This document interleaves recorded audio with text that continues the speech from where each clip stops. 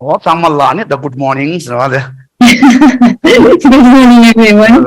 Okay, so let's begin first of all by adjusting our motivation. And Geshe began by giving us a verse from Master Chandrakirti from his work Entering the Middle Way, where he says, if you do not grasp this opportunity right now that you have obtained this type of precious human rebirth, having fallen into the great abyss, when will you be able to find such a chance again? So, first of all, keep this verse in mind, we will explain the meaning of the verse, but at the very beginning, we need to adjust our motivation. So in order to set our motivation, we're beginning by thinking that in order to be able to benefit all sentient beings who are as vast as the vastness of space, I will obtain the state of enlightenment. Right now, I do not have the capability to help others. Right now, I'm in trouble myself. I cannot properly help myself. However, by relying on this practice, I will do this practice of the stages of the path. And by doing this in the future, I will be able to generate all these realizations of the stages of the path. And by purifying all my negativities, by accumulating all the necessary virtue that is needed, I will teach Dharma to all sentient beings. May all my aspirations and prayers come into fruition. May all my accumulation be accomplished. May all my purification be completed. And through the power of that, may in the future be able to reach the state of omniscience in order to benefit all sentient beings. So the important thing that we want to outline here that comes from this verse of Master Chandrakirti is like that right now we have obtained a precious human rebirth. And with this type of rebirth comes great potential. It comes great opportunity. On the basis of this life, of this existence we have established, we will be able to generate all the realizations of this graduated path to enlightenment. So all the three principal aspects of the path, of renunciation, bodhicitta, correct view, all those things are achievable, right, on the basis of this precious human rebirth. The fact that we have obtained this type of rebirth in this life, it is the result of having accumulated a great amount of merit in our previous life. Although this body is a body that is contaminated and appropriated set of aggregates, if we see at the best case scenario what we are capable of doing, definitely it is possible that in this life and then the next life and life after life, we can continue to develop these types of realizations of the Lam Rim and eventually reach the state of omniscience to be able to benefit all sentient beings. Of course, on the basis of this type of existence, if we go the other way, if we do not generate renunciation or bodhicitta or correct view, if we allow ourselves to be governed by attachment, by hatred, by delusion, by ignorance, and so forth, we can cause a lot of harm to sentient beings. So on the basis of this rebirth, we have great capability. We can bring about the greatest benefit. We can bring about the greatest harm. It is important to understand that just by obtaining a human rebirth, it doesn't mean that you have the precious human rebirth. There are millions of humans in this planet right now. We cannot say that all of them have obtained the precious human rebirth. Far from that. So in order to have the precious human rebirth, you must have the full set of freedoms and endowments. And in addition to that, look at us. We have the freedoms, we have the endowments, we have this freedom, this self-determination, but also we had the great opportunity to meet these Lam Rim teachings, and we have faith in the teachings. So on the basis of this, we can say that we have a precious human rebirth, right? And that means that from life after life, we can generate the realizations, we can develop, we can increase those realizations, and we can develop, progress all the way up to omniscience. But as Master Chandrakirti says, if you do not grasp this, so if you do not make the best of this opportunity, and then he continues, when you fall into the abyss. Okay, what does that expression, the abyss, mean? The abyss means here falling into the lower migrations, right? So you finish with this rebirth, you didn't do anything significant in this life, and instead you accumulated a lot of negative karma under the influence of afflictions. So you ended up with a rebirth as an animal, as a hungry ghost, or as a hell being. So once you fall into the abyss, it will be extremely difficult to obtain again this type of rebirth. We know in the Liberation in the Palm of Your Hand, there is this analogy, other Lam Rim text, right? That says that if we look at the percentage of those who move from a lower migration up to a higher migration, it is like a few grains of sand that has stuck into your nail. But if we look at the number of those who fall from the high migrations to the low migrations, the number is similar to the number of dust particles that cover the entire earth. So the difference is striking, isn't it? It's much easier to fall from the high to the low and extremely difficult to rise from the low up. So look, as we say, look at all those human beings that we have in the planet right now. As we say, not everyone has the same precious human, not all of them have precious human rebirth. And every individual is different, right? Even if we notice similarities and we say, oh, look, these people have the similar eyes or similar nose, right? Nevertheless, when you compare individuals, you see the face is different, the lips are different, the body is different, and so on and so forth. We have obvious physical differences. Okay, where do those differences come from? Even if you look within the same family, let's say a family has 4 children, and you see, they might have some common similarity that you say, oh, I can see their siblings, right? Or I can see the family resemblance. However, these 4 siblings are different, and also not just physically, but also mentally in terms of their attitude. Some have better minds, some do not have the same minds. They have different intelligence, they have different capacities, and so forth. It is not all due, like in the West, we analyze and we say, oh, it's the genes of the father or the mother, and so forth. However, it's not all due to the genes of the father and the mother. Really, we have to account that what we have in this life really is the result of previous karma we have accumulated. As it says, if you want to know what you did in your past life, look at your body right now. Your body is the result of everything you've done in your past life. And if you want to know what you will be in your future life, examine your mind. Look at your mind right now. It is on the basis of this mind that either we will accumulate negativity or we will accumulate all the virtuous karma that will guarantee a good progression towards a state of omniscience. So think like that. And this is the verse by Master Chandrakirti. This is the meaning. Now that you have obtained this great opportunity with such capacity, if you don't grasp it, when you fall into the abyss, when will you ever get such an opportunity again? Master Chandrakirti was a great master, Indian scholar, a follower of Buddha, but a follower of he is the one who, a follower of Master Nagarjuna. He is holding the lineage of the profound view. He composed great texts that clarify the view, such as Entering the Middle Way, and also the word commentary to Entering the Middle Way, and so forth. Also, he has composed text on Secret Tantra, a great scholar, and a great verse to establish, to help us establish our motivation here. So we mentioned here karma, virtuous karma, non-virtuous karma, and this is something which is very important to keep in mind. But even if we do not look at things from the Dharma perspective, if you look at the course of the day, 24 hours, here we are, we have obtained a human rebirth. As we say, we have a precious human rebirth. But it's very important to consider where we are right now and what is available to us. So just say, in your case, how come here I am? I'm born in Singapore. I took rebirth in Singapore, which is such a peaceful country with such wealth and resources. And my life actually is so easy. And I have this incredible opportunity in Singapore to listen to the Dharma teachings. And now if I compare my existence, my rebirth, to another rebirth of another human who is born, let's say in Africa, or, we don't need to specify where, the location, but there are many places in Earth where the country is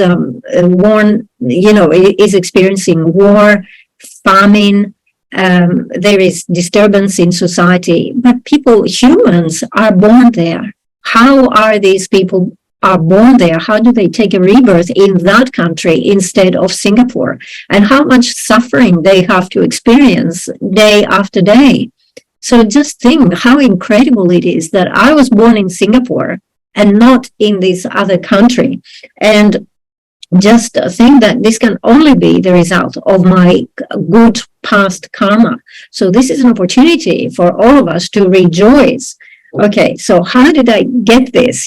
How fortunate I am that I have this type of life this time around as a human.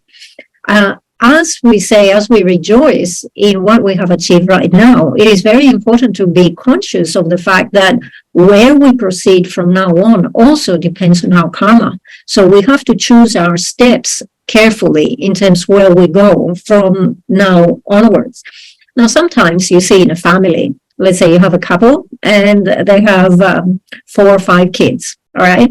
And 3 of those, let's say they have 5. So 3 of those kids are really good kids.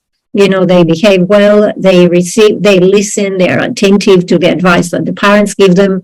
But the other 2 are really very difficult to discipline, okay? These things happen in a family. So, for example, the parents might give advice that, make sure you behave well, make sure you appreciate other people. Anything that we do in this life, in society, we need to rely upon others. So, for example, even if you want to have 1 cup of tea, really, you rely on other people. You must appreciate that. Even if you have money, if, let's say, the tea shop is closed, you can do nothing with your money unless these people want to open up the shop and serve you a cup of tea. You will not be able to enjoy a cup of tea. So the parents give advice like this, that you need to appreciate others in society. We depend upon others. You cannot stand alone. Everything you do, you depend on others, and so forth. So as we say, 3 out of 5 kids, they're really receptive to the advice. And the other 2, they don't. Sometimes you hear the father saying, I wonder if these 2 are really my own children. Okay, so the father thinks these 2 kids, they don't have his genes. The thing is that even though in society we might talk like this, or you might hear talk like this, the law of cause and effect, death and impermanence are, let's say, laws that no one can escape. In society, let's say if you are rich and powerful and famous, let's say you did something illegal, you stole some money and so forth, they take you to the court, but you can pay money. You can hire a good lawyer, or you can pay a bribe or whatever, and you can get out of jail. You can get out of this situation, right? But it doesn't matter how wealthy, how powerful, what an influencer you might be, you cannot escape the law of cause and effect, and you cannot escape death and impermanence. Okay, so it is actually Kuntam Rinpoche who has said something in order to illustrate how important it is to always remember Dharma, because we don't appreciate how important Dharma is. So Kuntam Rinpoche said, I spent 20 years not thinking about Dharma at all. I spent another 20 years thinking, I will practice it, I will do it. And then I spent another 20 years having regret. I didn't get to do it. This is the story of an empty and meaningless life. Okay, so this actually indicates how we spend our lives without really engaging the Dharma. So very interesting, the first 20 years when we are young, as it says, I didn't even think about Dharma. I didn't recall Dharma at all. The thing is that young people do not think about Dharma, and actually there are other education the conventional education is considered more important. And of course, there is pressure, and of course, there is need for this other education. And also, young people do not have, they think about other things. Their mind has not turned into Dharma. So at this early stage of life, actually, the role of the parents is very important. It is actually the parents who become the teachers. They teach the path to the children, because at that young age, the children depend, they rely, they listen to the parents. So this is the role of the parents at this early age of the children is very important, because everything they can say, they can talk to them about the law of cause and effect. They can talk to them about the existence of past and future lives and so forth. And these can place very strong imprints. And these are very valuable imprints that otherwise the children would not get. So the role of the parents is very important at that time. Okay, so as we say, the role of the parents is very important, because they have the opportunity to give advice and guide the children every day. So they can give general advice in terms of how you behave in society. But at the same time, they also have an opportunity to give Buddhist advice on the basis of Dharma. So they can talk about renunciation, they can talk about bodhicitta, they can talk about emptiness, they can introduce the children to that. Having introduced the children to that, they cannot impose like Buddhist Dharma on the children. They cannot say, you have to follow this 100%. You have to allow freedom for the children to choose their own path. Even the Buddha has said this. Like, the Buddha didn't make it a rule. He said, I will teach this, you examine it. If you find it's correct, you might want to follow it, right? So even the Buddha didn't make it a rule. So the children have to be free to choose. So as I say, we have this human body, and this human body is a body that we label as samsara. We identify as samsara. However, on the basis of this body, if we practice all the stages of the path, we can reach the state of omniscience, we can reach the state of Vajradhara. Okay, so 100% on the basis of this human body, we have this capacity. It is similar to having a field that at the moment is neglected, uncultivated. People throw rubbish in it. You pass by it and you want to hold your nose, right? But if you take the time to remove the rubbish, to remove the stones, to cultivate this and sow some seeds of flowers, the next time that you pass in front or next to that field, you will be just amazed, like, oh, look at this flower garden. Where did that come from, right? So it is quite possible that someone might generate the doubt, right? How on the basis of this body, how on the basis of my current life, how can I ever reach the state of omniscience? How can I become a Buddha? Is that possible? But the thing is that definitely with the right motivation and with this incredible capability of our mind, we can achieve great things. If you want to look at it from the point of view of a worldly example, don't we know of people who, out of the right interest, the right motivation, the wish to benefit others or solve a problem in society, they came up with a new invention and they improved the lives of so many other people? Isn't this the case? So you can see that this result is possible because of the ingenuity of these people. Ingenuity here means the potential, the capacity they have in their mind, but also their specific motivation. They wanted to benefit, they wanted to solve the problem, to remove some sort of difficulty from others. So also, if we do the same thing, on the basis of these aggregates of suffering, the body that we have right now, nevertheless, every day we can cultivate a positive mind. Every day we can perform this revision meditation of all the points of the stages of the path and act in a way that benefits others, even if it is in a small scale, in a small way. Even if you try to save or benefit an insect, a small insect, like if you give them a few morsels of food or provide a little bit of water when the weather is dry and so forth. You see, even the insects appreciate it. Even the insects like this, right? So with the right motivation, every activity that we do can become the cause that eventually, life after life, will bring over the achievement of that state of enlightenment, the state of omniscience.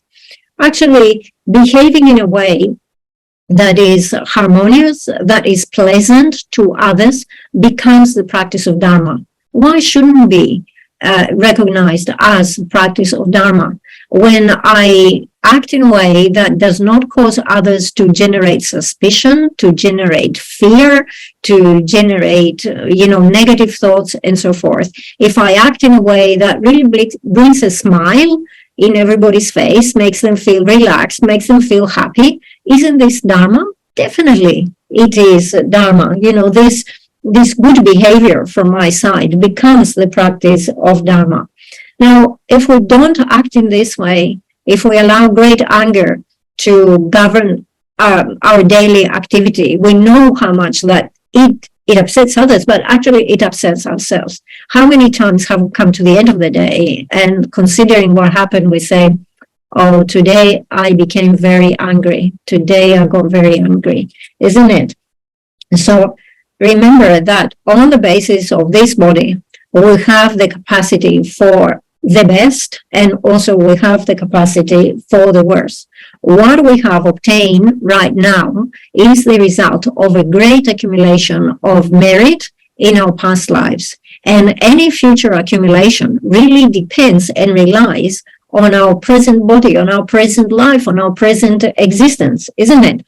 So it's very much like keep depositing money on your bank account. You're spending, you're drawing money out. So it's important to top up your account, isn't it? So karma is the same. We came with a great accumulation from our past lives, but as we are going through this life, we are spending this karma. So it's important that we create new karma. So we create new deposits. We top up the deposits of karma, isn't it? So Geshe was saying, think like that. And do not allow yourself to become dispirited. Remain positive, remain optimistic, see the opportunity, see what is possible. Geshe says, I train like this myself. It's part of my training. It doesn't matter what my age is. When I'm 50, 60, 70, 80, it doesn't matter what stage of my life. Every day is an opportunity to create causes for omniscience. So think like that. Have this optimistic attitude. Another conversation we need to have is, and actually this is a real question. And a lot of Geshes who go into the West, they say that people ask them this question. And the question is this, like in this life, okay, now I've met the Buddhist teachings, I listen to these teachings. So this actually should make me happy in this life. And also make sure that it should guarantee that I have a good rebirth in the future. Why? Because I'm practicing virtue, I'm improving my mind, I'm purifying my negativity, I do pujas, I participate in the pujas, and so on and so forth. So all of this should actually bring happiness in this life. But how come I'm a Buddhist, I practice, and how come I have sickness, I have trouble, I have suffering? So is this working or not? A lot of people are asking this question in the West. But actually, when you hear this question, you can see that this is very clearly a case of not applying reasoning correctly. They're talking about the law of cause and effect, but they don't apply it in the right time frame. Okay, what you experience right now in this life is the result of past karma that you have done in your past lives that has caught up with you. So this is your current experience, but your current activities, for example, you go to the class, you practice as much as you can, you try to improve your mind with a lot of faith, with a lot of devotion, you engage in pujas, you do practices, all right? These things create the causes for future results, for future happiness. So definitely in the future, life after life, and until you reach a state of omniscience, those things will have a beneficial effect, all right? So what you're doing right now, it's very difficult to bring the result exactly in this life, like next hour or next month, but it will bring results in the future. Whilst your current experience, you have sickness, you have problems, you have difficulties. They come from the past. The past has come into maturation and caught up with you right now. Okay, so the important thing is that whatever, all of those virtuous activities that we do will only bring about benefit. It's impossible to bring harm, right? So that is one of the questions that the Geshes who go into the West say that is asked very often. The other thing they say is that when they talk about the suffering, for example, suffering of the lower realms, the hells, the hungry ghosts, and so forth, the Westerners don't want to hear about it. They have aversion to this, and they actually leave the class, and sometimes they never come back. But this is a very important part of teaching the Dharma. Actually, these teachings are given in order to show the progression, to show you that actually practicing Dharma is something which is very difficult. The Dharma is given or is practiced in order to discipline our minds. And this is not something which is easy. And therefore, the Geshe, whoever is the teacher, they have to show to you that this is the case of suffering. And if you want to move away from this, and there are means of abandoning this and moving into better and better stages. So if you want to improve, you can do it, but it takes a lot of effort to move out of this state to a better state. And this is why they will talk about, for example, the life story of the Buddha. You know, how hard did the Buddha have to practice for 3 countless great eons? And also the biographies of other great practitioners and great beings. They are all there in order to illustrate that this is not something easy. This is not something that you do overnight. So I joined the Buddhist center, and why hasn't my life improved overnight? It takes a very long time to do this. And this is something which is very difficult. Now, Geshe was saying, you know how every monastery actually sends monks to the West to engage in pujas and other teaching activities and so forth as part of fundraising to support the monastery. How hard do they have to work in order to accumulate that money? It actually takes quite a lot of effort. If it takes so much effort to accumulate some dollars, how much more effort does it take to actually improve your mind, isn't it? You see, people come and they want to practice Dharma, and as soon as they come into the class, or as you know, if the class goes long, or the training, they have to meditate, they start feeling bored, they start feeling tired, they start entertaining all other sorts of thoughts, like what are my kids doing, what are we going to have for lunch today, what's happening for dinner today, and so forth. You have to recognize all of these as being obstacles. These are distractions, obstacles, that stop you from actually engaging the Dharma. Practicing the Dharma is the hardest thing to do. Okay, so it is very important that we extract this essence on the basis of this physical body that we have. And when we say to extract the essence, it doesn't mean to experience some temporary happiness in this life. To extract the essence means to reach the final goal, the goal of enlightenment, the goal of the omniscient state. So it is very important to recognize that these temporary experiences of happiness that we have are not really happiness. They are samsaric suffering. Although they are suffering, we label them, or we recognize them as happiness.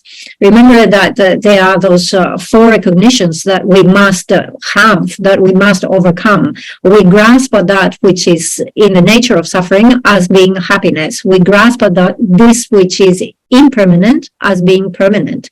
We consider that which is unclean to be pure and clean. And we grasp the selfless to have a self. So these are the mistakes that we do. We know that we have experience that we label as happiness or pleasure. However, we can see, if we examine the situation more carefully, we can see that this is not true happiness. This is not true pleasure. If the nature of the experience was really true happiness, it would mean that it wouldn't matter how much this activity would go on. We would have to continue to be happy and content and find it very pleasurable. So let's say you came in from standing or walking, and someone says, oh, please take a seat, sit down. So when you initially sit down, you think, oh, this is so comfortable, this is such a pleasure. Or we consider this to be pleasurable experience. But then if someone were to say, you have to remain seated for 2 hours, you're not allowed to rise from your seat.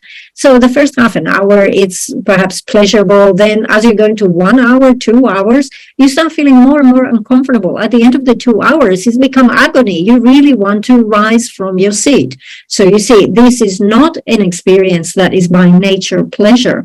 Its true nature is suffering, is that we don't recognize it in the beginning. And initially, because it's pleasurable, we label it as pleasure. So as we say, we need to extract the essence of this life, and extracting the essence of this life comes through practicing the stages of the path. Now, in terms of finding essence and extracting the essence of this life, Master Milarepa has said this. Anyway, you know the story of Milarepa. He went off for a very long retreat, and occasionally he would come and see his mother. His mother would be very advanced in age. So in one of his visits, he said this: when there is mother, there is no son. When there is son, there is no mother. When the two are together, it's without any essence. It's pointless. Okay, so what is he saying? When there is the mother, there is no son. Meaning, the mother has given birth to a son or to a child, but the child has gone off. Didn't Milarepa go off to the mountains? So there is mother, but no son. Then the second line was, when there is a son or when there is a child, there is no mother. So, at some point, the child returns to the family home. There's no mother. The mother has passed away. The third line is the most interesting. When the two are together, mother and children are together, it's pointless. There's no essence. There's no essence because, the mother is thinking, oh, what are my children doing? Why they're not doing this, not doing that. The children are looking at the mother thinking, what is this old lady talking to me about?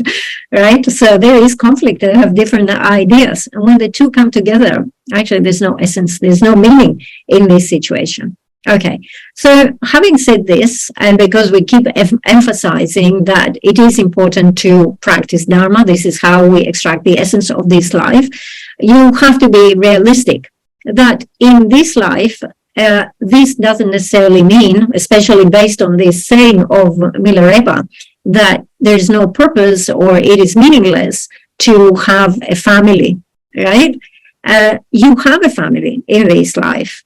Okay, because this family, you have established this situation through the karma of your previous lives. You have a husband in this life. You have a wife in this life. You have children in this life. You have relatives in this life.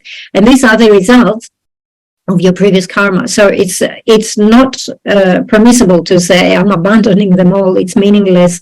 I don't need them, and so forth. What is important to do whilst we are in this life with this situation, surrounded by family, is to reduce our desire and to contemplate contentment. Okay, so to give you an idea of what we mean by this, for example, if you have an object that is your own possession, you know how much desire you have for that object, how protective you are of this object, you are attached to this object. If a similar possession is in the hands, let's say, of your children, again, you pay attention to it, but it is not as strong as when it was your own possession. And if the same object is actually the possession of an enemy, you or someone you don't know, you would actually be totally indifferent, even maybe perhaps wishing that this object would break or stop working, stop functioning, and so forth. Okay, so that very clearly shows that we have this attitude of very strong attachment or indifference or hatred that makes us classify people as, my friends, my enemies, or strangers.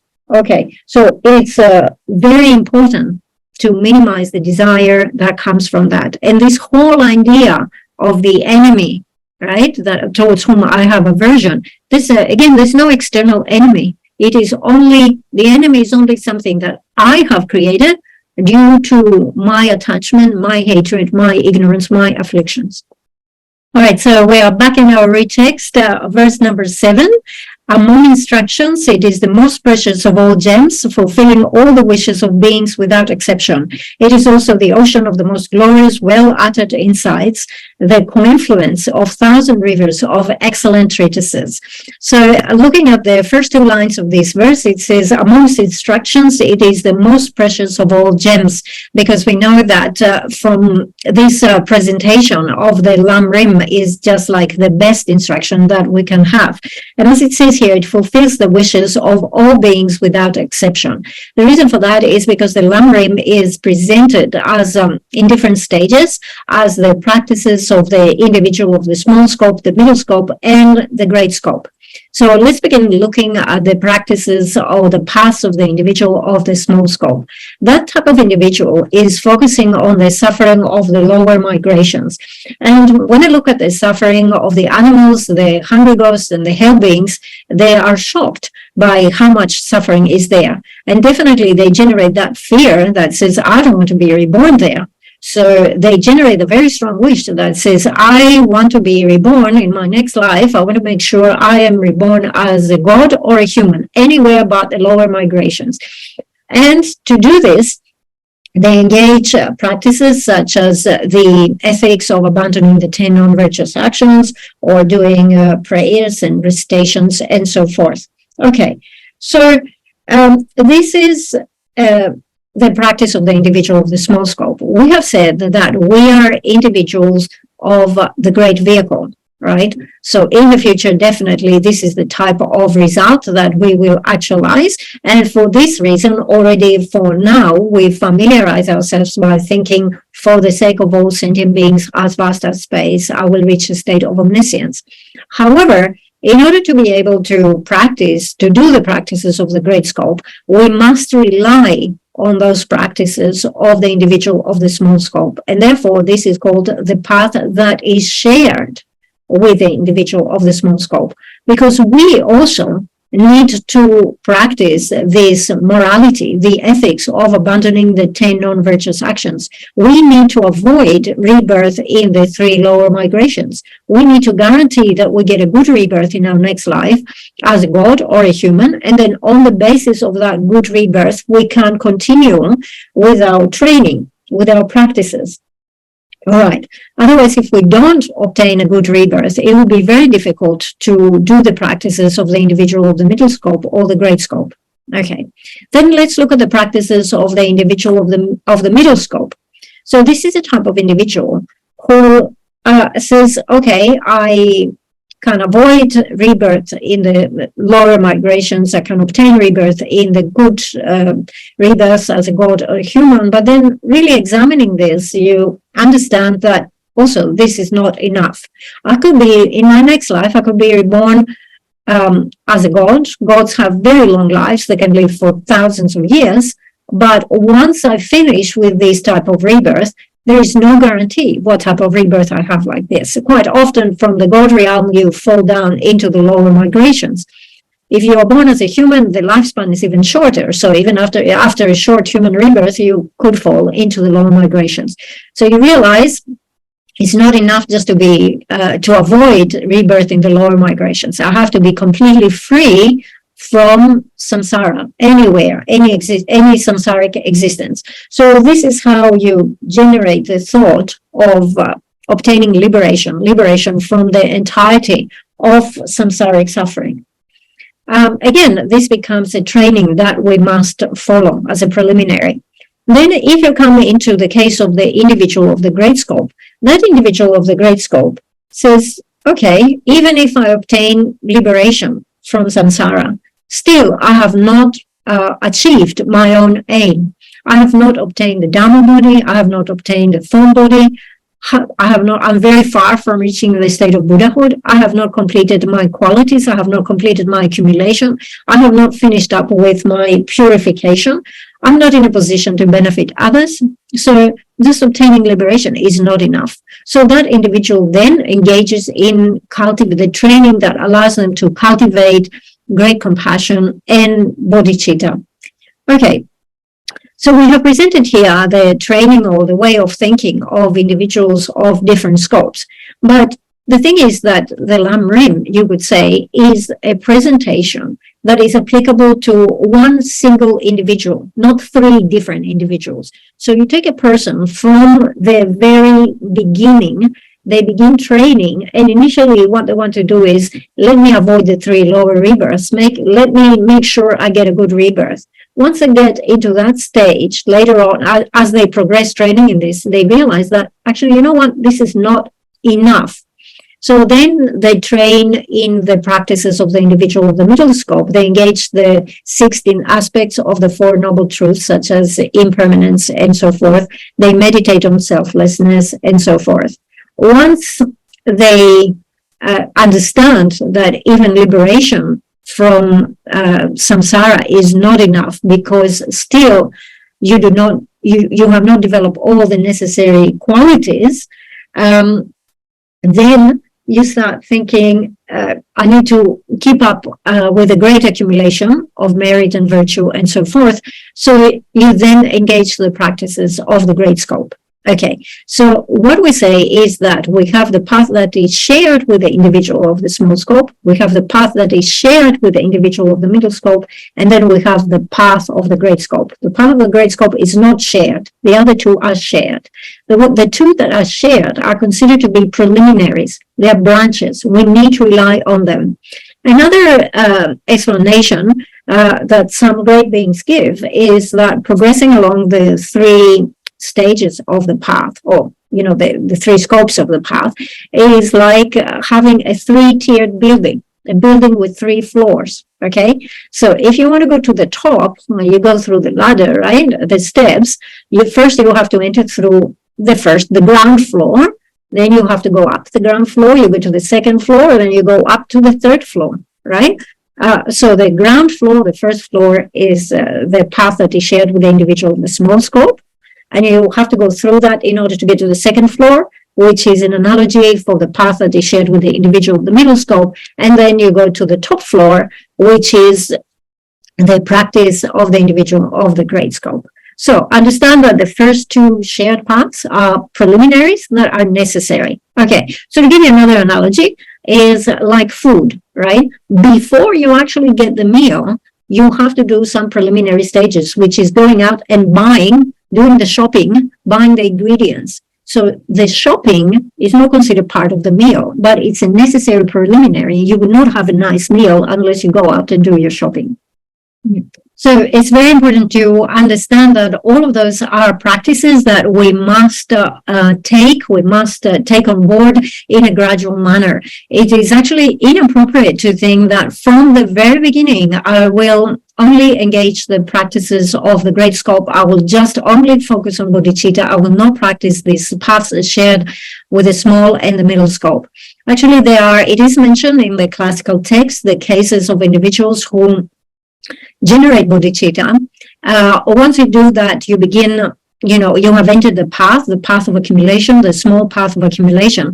Then as a bodhisattva, what you have to do is you have to practice generosity with with everything that you possess, your body and so forth, and the organs of the body and so forth.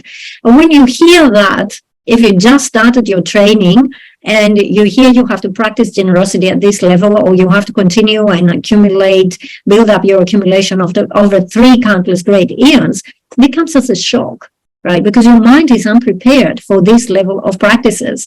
And you say, if this is the case, I don't think I could do this. And by thinking, I'm not doing this, I'm backing off from this, you're actually falling. You lose your bodhicitta. And there are many beings who did that, and they actually fell into lower migrations, having generated this thought. However, if you begin your training with the paths that are shared with the individuals of the small scope, and then you go into the middle scope, and then you come into the path of the great scope, that gives stability, consistency, because it prepares your mind. And then when you come to the great scope, you will be capable mentally to take on the practices. Right, so these are very skillful. This is a very skillful presentation that indicates how you actually guide, how to teach, how do you lead the students to gradually come into, to traverse the entire path. So it is like going to school. When you enter the school, you go into year 1 class, and then year 2, year 3. They don't admit you to school the first day you go to school into year 10 class, right? You would be shocked. You couldn't do that. So it is similar. The great beings, the great Master Atisha, the great Lama Tsongkhapa, great scholars in India and Tibet, they have all engaged this graduated path to enlightenment, this Lam Rim, that is, as it says, graduated path. It gives a stage, guides the students stage step by step. All right, so the second line of verse 7 says, fulfill all the wishes of beings without exceptions. So the beings is us, like it talks about us. And then it talks about the wishes. The wishes are wishing to obtain liberation, wishing to obtain the omniscient state of Buddhahood, wishing to generate the realization of the 3 principal aspects of the path. But then it says, all wishes without exception. So without exceptions here indicates that we will come to understand, or will come to generate realization of all the points of the Lam Rim, beginning from what is the proper way to rely on the teacher up to how we manifest the state of Buddhahood. So, meaning that we will come to understand all the stages of the path without exception. We have seen in the 3 principal aspects of the path, which is a very important text, an explanation of the purpose and the function of renunciation. Because it says there that without generating renunciation, whatever activities you do not become the cause for obtaining liberation. But once you have generated genuine renunciation, any activity you do, so for example, you practice generosity, you practice patience or ethics, morality, and things like this, immediately becomes the cause for your liberation. And then we also see that this is also true for generating bodhicitta. Once you generate bodhicitta, every activity that you do becomes the cause for obtaining Buddhahood. But without bodhicitta, it does not become the cause of Buddhahood. It doesn't matter what you practice. Then if you have generated, so for example, you could have wisdom realizing emptiness, you could have wisdom realizing selflessness. Without bodhicitta, these realizations do not become the cause for enlightenment. But if you have bodhicitta, and then in addition to that, if you cultivate correct view, by cultivating the wisdom realizing selflessness, emptiness, then you generate the antidote for the afflictions that exist within your mind stream. And having destroyed or overcome these afflictions, then you can reach the state of omniscience. It is very important to generate this mind of renunciation that has a total aversion towards anything in samsara, right? Any samsaric experience. So, and generates the thought, I'm disgusted with the entire of samsara, and I totally want to be free. I want to be liberated from that. There are often certain examples that are given to help us understand what is samsara, and it says it's like a pit of fire. Like, if it's a pit of fire, and I'm within it, I'm within that pit of fire, what chances do I have? I will certainly be destroyed by this fire. I will be consumed. I will be burned. There's no escape, all right? So this is how we are to think about renunciation. Now, there was a question through Zoom or through internet last week about renunciation and how to completely understand this. So yes, it is important to see that generating renunciation is a very important milestone. However, it is very difficult to generate genuine renunciation. And sometimes people have a taste, let's say, of renunciation, an initial taste of renunciation, and they think that, oh, okay, I don't need anything, I'm going to give everything away, all my possessions, and so forth. However, this is not the correct measure, the correct level of renunciation we're talking about. So, as we say, it's very hard to generate renunciation. Sometimes it might be useful to focus on the suffering of others. So, by looking at others with compassionate eyes and recognizing the suffering they experience and say, oh, look, they suffer in this way, they suffer in that way. and then think, oh, if I were to have the same type of suffering, oh, how horrible it would be. And therefore, I should be free from this suffering and that suffering. So that is also one way of helping you generate renunciation, by looking at the suffering of others. So there's a benefit in that. All right, you have questions? We have time perhaps for one question. Happy National Day, Geshe. Okay, when you mentioned about renunciation, it gives us a feeling like I've got enough of samsara and I know the faults of samsara. So it gives us a kind of feeling that we are not going to come back. But with bodhicitta, it's like, you know that everybody's suffering and I shall be coming back. So how do we reconcile these two seemingly opposed feelings? Okay. Okay, so thank you very much. This is a very good question. But as we say here, this is a training that happens in stages. So you develop, or you train to develop renunciation at the early stages as a beginning. So this is the beginning of your training. So first you generate renunciation, and after you have generated renunciation, you turn your focus, your attention to others, and then that helps you generate great compassion and bodhicitta for others. Okay, so here when we talk about bodhisattvas are not beginners, right? Bodhisattvas are beings who have already generated renunciation, they have already generated bodhicitta, and now they have even progressed as in the stages as bodhisattvas, higher level bodhisattvas, and then they have no problem taking, actually willingly, happily take rebirth back into samsara. So when we look at the progress of bodhisattvas, Geshe was saying, I think that beginner bodhisattvas, let's say, on the small path of accumulation, probably it's quite hard for them to say, I wish to take rebirth back in samsara. But for Arya bodhisattvas, on the path of seeing and beyond, then, as we say, the ornament of realization gives 8 causes for them to take rebirth in samsara. So happily, joyfully take rebirth. And at this point, it is said they have no fear for the suffering of aging, of sickness, of death, of birth, and so forth. So then the question is, how do they take rebirth? They do not take rebirth due to contaminated karma and affliction, right? They take rebirth out of their compassion. So it is a different case. Okay, it takes quite a lot of accumulation of causes and conditions and quite a lot of training that goes on for a very long time to reach to the point of those Arya bodhisattvas who happily take rebirth back in samsara in this way. Right, so we stop here for today. Today is a very special occasion. Usually we have our classes in the evening, but today you celebrate Singapore Independence Day.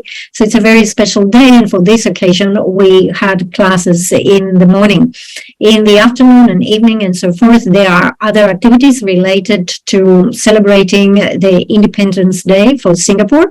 It is a great opportunity for everyone to reflect on what it means to be able to celebrate Independence Day. The fathers of the nation, they had great courage, great vision, great determination to establish Singapore as an independent country. And then it's for us, now we have the great fortune and opportunity to reflect on their courage and all the activities that guaranteed an independent country in which you live, you work, you enjoy. So this is what we will be doing today. Yeah, actually, to work for the benefit of the country or to have that responsibility of the entire country is something which is, quite big, is quite vast. Our lives, we are ordinary people. We don't have these responsibilities, right? If you were a minister, if you were a prime minister, if you were a president, you will understand the burden or the seriousness of the situation, right? Our lives are uncomplicated, considered to the responsibilities that they have to carry.